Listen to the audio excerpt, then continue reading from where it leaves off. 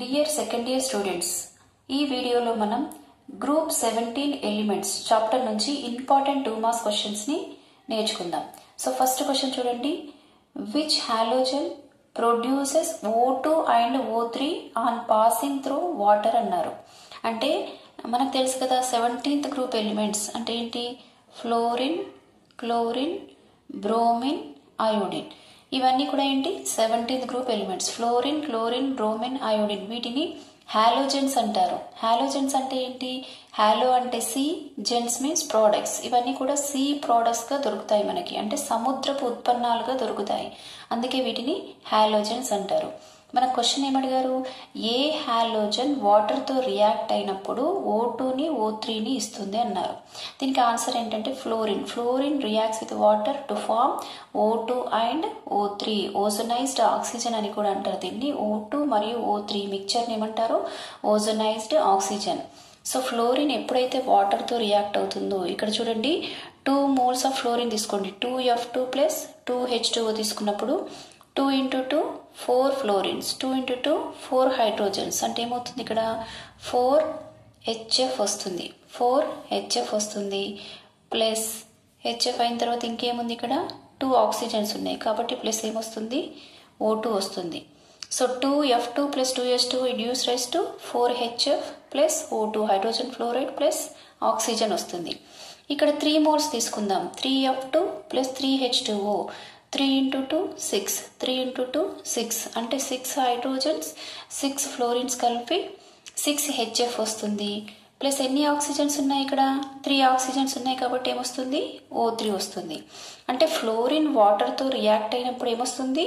Oxygen వస్తుంది, ozone కూడా వస్తుంది. So which halogen produces O2 and O3 on passing through water? దానికి answer ఏంటి? Fluorine.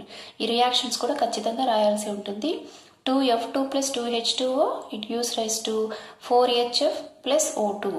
3F2 plus 3H2O it gives rise to 6HF plus O3. ఇక second question చూడండి. What is the use of ClF3? What is the use of ClF3? ClF3 అంటే ఏంటి? Chlorine trifluoride. Chlorine trifluoride ఇది fluorinating agent. It is a fluorinating. Fluorinating అంటే ఫ్లోరిన్లని ఇస్తుంది. Fluorinating agent.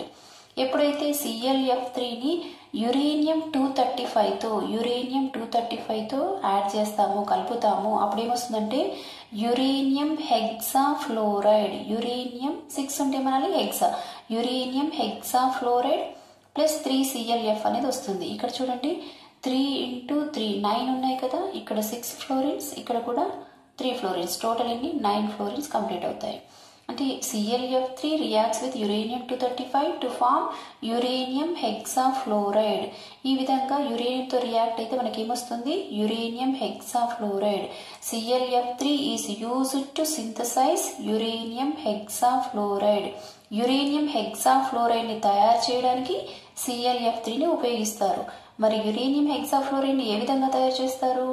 ClF3 అనేది uranium 235తో react అయితే uranium hexafluoride plus ClF అనేది ఏర్పడుతుంది. ఇక నెక్స్ట్ క్వశ్చన్ చూడండి. Right 2 uses of ClO2. Chlorine dioxide. Chlorine dioxide యొక్క 2 యూజెస్ అన్నారు. క్లోరిన్ డైఆక్సైడ్ అనేది బ్లీచింగ్ ఏజెంట్ గా పనిచేస్తుంది, ఆక్సిడైజింగ్ ఏజెంట్ గా పనిచేస్తుంది, క్లోరినేటింగ్ ఏజెంట్ గా పనిచేస్తుంది. క్లోరినేటింగ్ అంటే క్లోరిన్లను ఇస్తుంది, ఆక్సిడేషన్ చేస్తుంది. అంతేకాకుండా బ్లీచింగ్ ఏజెంట్. బ్లీచింగ్ ఏజెంట్ అంటే కలర్ఫుల్ సబ్స్టెన్స్ ని కలర్లెస్ గా మారిస్తే, వర్ణ రహితం చేస్తే దాన్ని బ్లీచింగ్ ఏజెంట్ అంటారు. దీన్ని కలిపినప్పుడు అవి కలర్లెస్ గా మారిపోతాయి, వాటి కలర్ అంతా డిసపియర్ అయిపోతుంది. వేటికి బ్లీచింగ్ ఏజెంట్ గా వాడతారు? పేపర్, పల్ప్, టెక్స్టైల్స్ కి, in water treatment. Water treatment లో కూడా, వాటర్ ప్యూరిఫికేషన్ లో కూడా దీన్ని వాడతారు. సో ClO2 అనేది మెయిన్ గా bleaching agent, powerful oxidising agent, chlorinating agent. మీకు పవర్ఫుల్ గుర్తుకు లేకపోయినా పర్లేదు. Bleaching agent, oxidising agent, chlorinating agent. Bleaching agent అంటే paper, pulp, textile, PPT. Precipitate అని రాస్తాం కదా ప్రాక్టికల్స్ లో. PPT paper, pulp and textiles కి బ్లీచింగ్ చేయడానికి వాడతాం. అంతేకాకుండా ఇన్ వాటర్ ట్రీట్మెంట్. ఈ విధంగా ClO2ని మనం యూజ్ చేస్తాం. ఇక నెక్స్ట్ క్వశ్చన్ చూడండి. Right the reactions of F2 and Cl2 with water అన్నారు. ఇందాకే మనం ఫస్ట్ క్వశ్చన్లో చూసాం F2 వాటర్తో ఏ విధంగా రియాక్ట్ అవుతుందో చూసాం. సేమ్ రియాక్షన్స్ మళ్ళీ ఇక్కడ రాద్దాం. 2F2 plus 2H2O it gives rise to 4HF plus O2 వస్తుంది. ఇక్కడ ఏమొస్తుంది 6HF ప్లస్ O3 ఓజోన్ అనేది వస్తుంది. మరి క్లోరిన్ H2Oతో రియాక్ట్ అవుతే ఏమొస్తుంది HCl ప్లస్ HOCl. ఇక్కడ 2 క్లోరిన్స్ ఉన్నాయి కదా Cl ఇందులోంచి ఒక H ఇక్కడికి వచ్చేస్తే ఇంకా OH ఉంటుంది HO ఒక H ఇంకొక H plus oxygen H2O. So ఏమొచ్చింది ఇక్కడ HCl HOCl ఏమంటారు హైపోక్లోరస్ యాసిడ్ అంటారు. ఇక్కడ ఏమొస్తుంది హైపోక్లోరస్ యాసిడ్ అనేది వస్తుంది. హైడ్రోక్లోరిక్ యాసిడ్ మరియు హైపోక్లోరస్ యాసిడ్ అనేది వస్తుంది. When chlorine reacts with H2O it forms hydrogen chloride hydrochloric acid and hypochlorous acid అనేది వస్తుంది. ఓకేనా. So fluorine reacts with water to form hydrogen fluoride and O2 and fluorine reacts with water to form hydrogen fluoride and ozone. అంటే O2ని మరియు ఓజోన్ని లేదంటే ఓజోనైజ్డ్ ఆక్సిజన్ని ఇస్తుంది. ఇక chlorine వాటర్తో react అయినప్పుడు hydrochloric acid and hypochlorous acid HOCl hypochlorous యాసిడ్ని ఇస్తుంది. Next question చూడండి. HF is a liquid while HCl is a gas. ఇది ఇలాంటి క్వశ్చన్ మనం 16th గ్రూప్ ఎలిమెంట్లో కూడా నేర్చుకున్నాం. దేనికి అందులో ఏం నేర్చుకున్నాం H2O is a liquid H2S is a gas అని నేర్చుకున్నాం. అప్పుడు దానికి మనం ఏం రాసాం ఆక్సిజన్కి సైజ్ అనేది స్మాల్ సైజ్ ఉంటుంది. ఎలక్ట్రోనెగటివిటీ అనేది ఎక్కువగా ఉంటుంది. అందువల్ల it forms intermolecular hydrogen bonding అని చెప్పుకున్నాం. So oxygen has small size, high electronegativity, hence it forms intermolecular hydrogen bonding. Hence association of molecules takes place. అన్ని molecules ఈ బాండింగ్ ఏర్పడడం వల్ల అన్ని molecules కలిసిపోయి దానికి లిక్విడ్ స్టేజ్ అనేది వస్తుంది. కానీ H2S లో sulphur has large atomic size, it has less electronegativity, hence it does not form intermolecular hydrogen bonding, hence it is a gas అని నేర్చుకున్నాం. సేమ్ ఇక్కడ అలాంటి క్వశ్చన్ వచ్చింది ఏంటి HF అనేది లిక్విడ్ HCl అనేది గ్యాస్ ఎందువల్ల అన్నారు. HF లో fluorine has small size high electronegativity, it forms intermolecular hydrogen bonds. Fluorine కి సైజ్ ఎలా ఉంటుంది స్మాల్ సైజ్ హై ఎలక్ట్రోనెగటివిటీ ఉంటుంది. అందువల్ల ఇది ఏం చేస్తుంది ఇంటర్ మాలిక్యులర్ హైడ్రోజన్ బాండ్స్ ని ఫామ్ చేస్తుంది. మరి intermolecular hydrogen bonds form అయినప్పుడు ఆ మాలిక్యూల్స్ అన్ని కలిసిపోయి ఉంటాయి. అప్పుడు దానికి liquid state association of molecules takes place. అందువల్ల దానికి ఏమొస్తుంది లిక్విడ్ స్టేట్ అనేది వస్తుంది. నెక్స్ట్ HCl విషయానికి వస్తే chlorine has large size less electronegativity and HCl has weak van der Waals forces of attractions. దానికి ఏముంటాయి weak van der Waals forces of ఆ మాలిక్యూల్స్ మధ్యన weak van der Waals forces of attractions ఉంటాయి కానీ హైడ్రోజన్ బాండ్స్ ఉండవు. అందువల్ల అది ఏం చేస్తుంది గ్యాసెస్ స్టేట్ లో ఉంటుంది. ఇక నెక్స్ట్ క్వశ్చన్ చూడండి.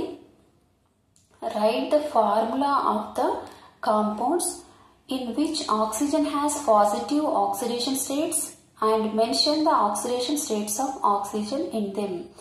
ఇక్కడ మనకి తెలుసు ఇక్కడ ఆక్సిజన్ అనేది ఎప్పుడు కూడా -2 ఆక్సిడేషన్ అని మనం ప్రతిసారి చెప్పుకుంటాం. The oxidation in many compounds in most of the compounds oxygen exhibit -2 oxidation state. In peroxides oxygen exhibit -1 oxidation state. In superoxides oxygen exhibit -1/2 oxidation state. With fluorine it exhibit +1 and +2 oxidation states. మనకు తెలుసు oxygen oxidation state ఎప్పుడు కూడా ఎంత ఉంటుంది -2 ఉంటుంది. But in peroxides అంటే hydrogen peroxide కానీ sodium peroxide కానీ అలా పెరాక్సైడ్స్ లో మాత్రం ఆక్సిజన్ యొక్క ఆక్సిడేషన్ స్టేట్ ఎంత ఉంటుంది -1 ఉంటుంది. అదేవిధంగా super oxides potassium super oxide అలాంటి సూపర్ ఆక్సైడ్స్ లో ఆక్సిజన్ యొక్క ఆక్సిడేషన్ స్టేట్ ఎంత ఉంటుంది. For example KO2 potassium super oxide KO2 దాంట్లో ఆక్సిజన్ యొక్క ఆక్సిడేషన్ స్టేట్ ఎంత ఉంటుంది -1/2 ఉంటుంది. ఎప్పుడైతే అన్నిట్లలో నెగిటివ్ ఆక్సిడేషన్ స్టేట్ ఉంటుంది కానీ ఫ్లోరిన్తో మాత్రం ఆక్సిజన్ ఫ్లోరిన్తో రియాక్ట్ అయితే మాత్రం దాని యొక్క oxidation state positive oxidation states ఉంటాయి, +1 +2. మన క్వశ్చన్ అదే అడిగారు, వేటిలో పాజిటివ్ ఆక్సిడేషన్ స్టేట్స్ ఉంటాయని అడిగారు. In which oxygen has positive oxidation states. Positive oxidation states ఎప్పుడు ఉంటాయి మరి? ఓన్లీ ఫ్లోరిన్తో ఉన్నప్పుడు మాత్రమే ఉంటాయి. దానికి ఒక 2 ఎగ్జాంపుల్ తీసుకుందాం.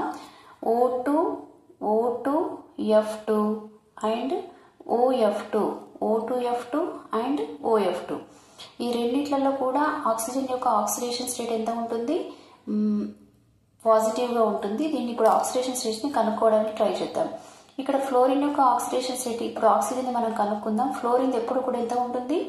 -1 ఉంటుంది. ఆక్సిజన్ కావాలంటే మనం 2x + 2 × -1 = పైన ఎంత? Oxidation state 0.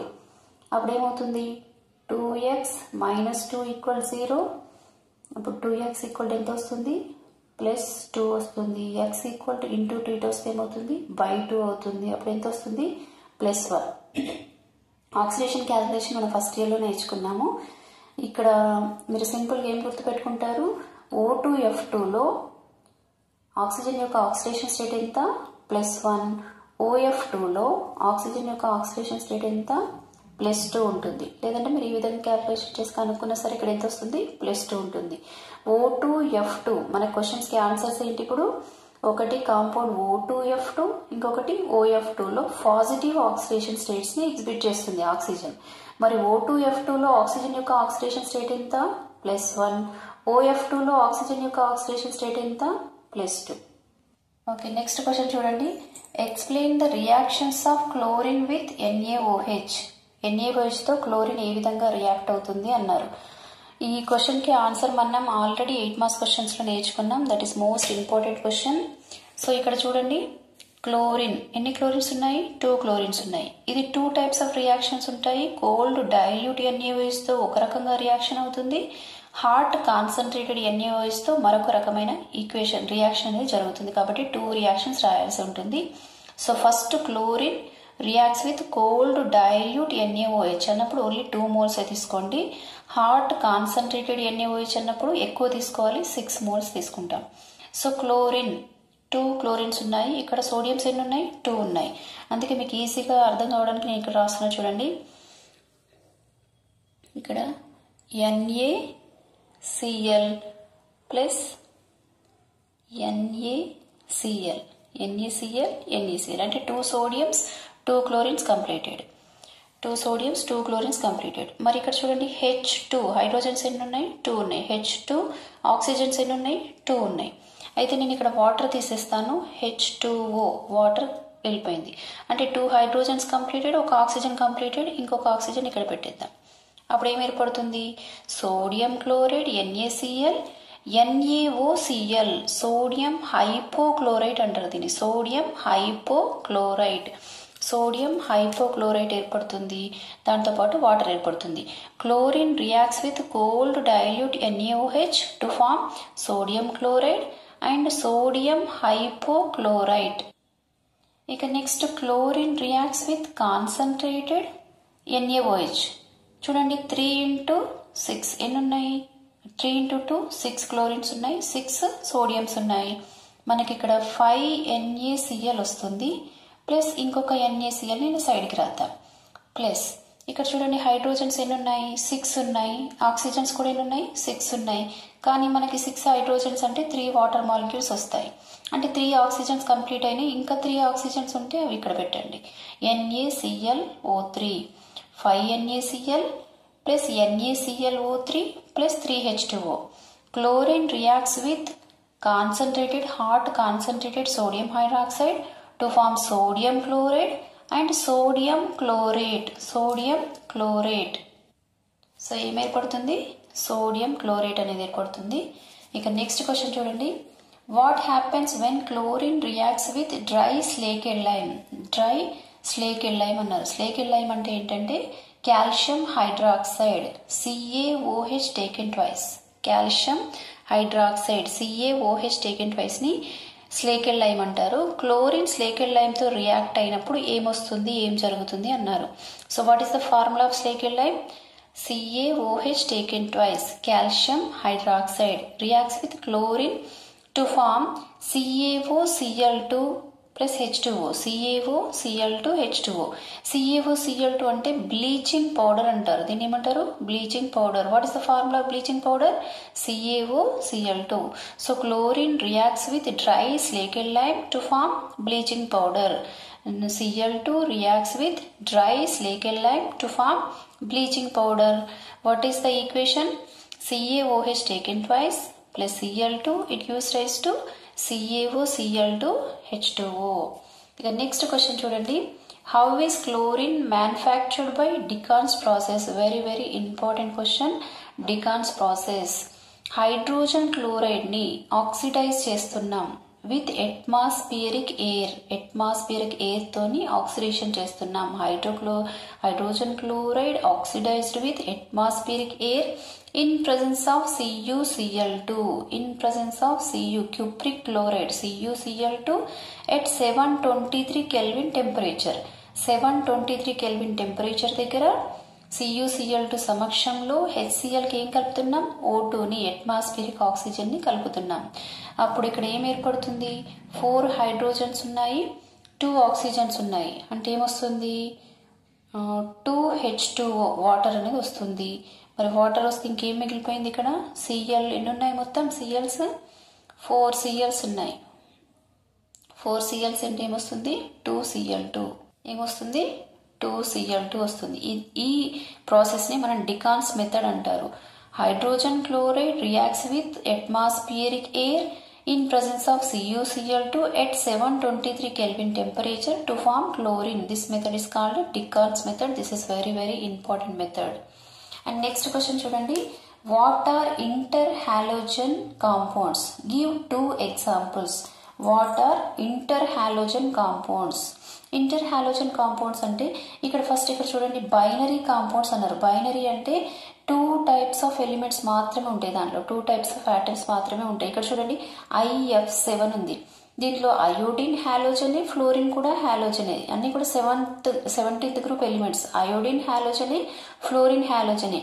2 types of halogens, వాటిలో అవి కలిసిపోయి బైనరీ కాంపౌండ్స్ ఫామ్ చేస్తాయి. బైనరీ కాంపౌండ్స్ అంటే దీంట్లో ఎన్ని రకాల ఎలిమెంట్స్ ఉన్నాయి? ఓన్లీ 2 టైప్సే ఉన్నాయి. ఆ విధంగా 2 టైప్స్ ఆఫ్ ఎలిమెంట్స్ ఉంటే వాటిని బైనరీ కాంపౌండ్స్ అంటారు. The binary compounds which are formed by mixing of halogens among themselves. Halogens వాటిలో అవి మిక్స్ అయినప్పుడు ఏర్పడే బైనరీ కాంపౌండ్స్ ఏమున్నాయో వాటిని ఇంటర్ హాలోజన్ కాంపౌండ్స్ అంటారు. హాలోజన్స్ అనేవి వాటిలో అవే కలిసిపోయి ఏర్పడినటువంటి బైనరీ కాంపౌండ్స్ ఏమంటారు? ఇంటర్ హాలోజన్ కాంపౌండ్స్ అంటారు. The binary compounds which are formed by mixing of halogens among themselves are called interhalogen compounds. Example IF7, Cl, F3. ఈ ఇంటర్హాలోజన్ కాంపౌండ్స్ అనేవి AX, AX3, AX5, AX7 అనే చాలా టైప్స్ ఉంటాయి. 4 types ఉంటాయి mainly. వీటికి examples ఏంటి? IF7 iodine heptafluoride, chlorine trifluoride. ఇక next question చూడండి. Compare the bleaching action of Cl2 and SO2. Compare the bleaching action of Cl2 and SO2. ఇక్కడ Cl2 and SO2, Cl2 bleaching agent గా work చేస్తుంది, SO2 కూడా bleaching agent గా work చేస్తుంది. అంటే ఏంటి?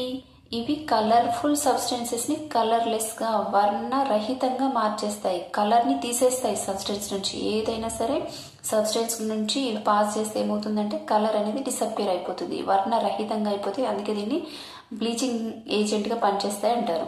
సో ఈ రెండింటి బ్లీచింగ్ యాక్షన్ కి కారణం ఏంటో చూద్దాం.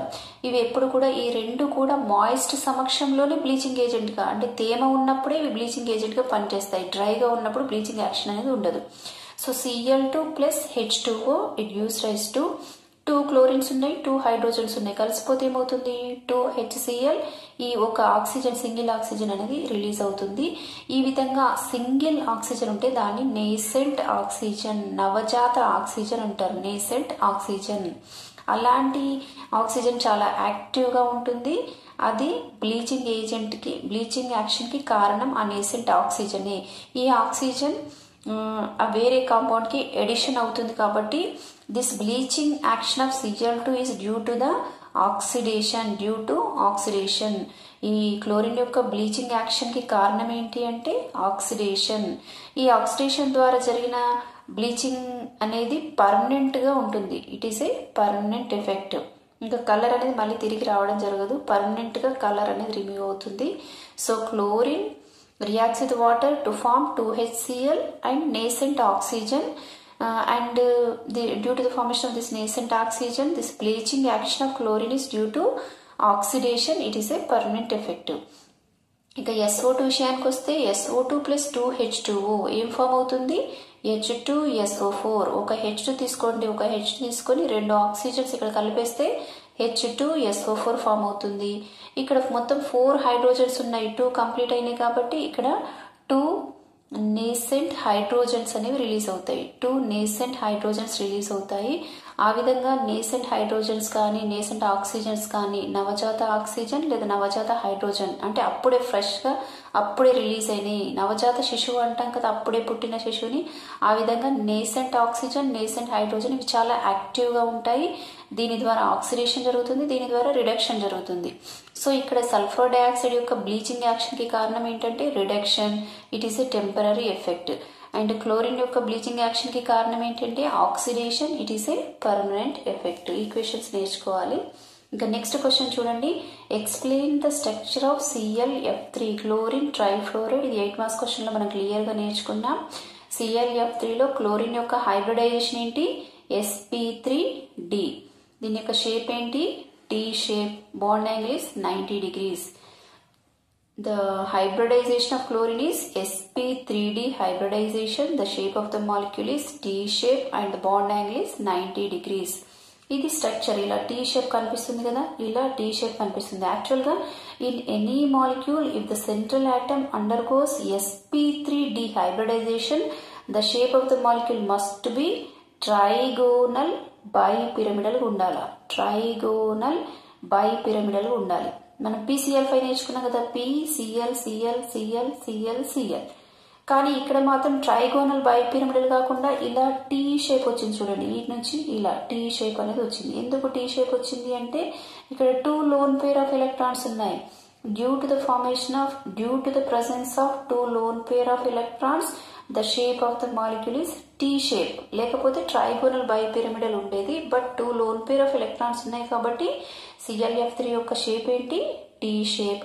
బాండ్ యాంగిల్ ఏంటి? 90 degrees. Hybridisation is sp3d hybridization. Thank you అనండి.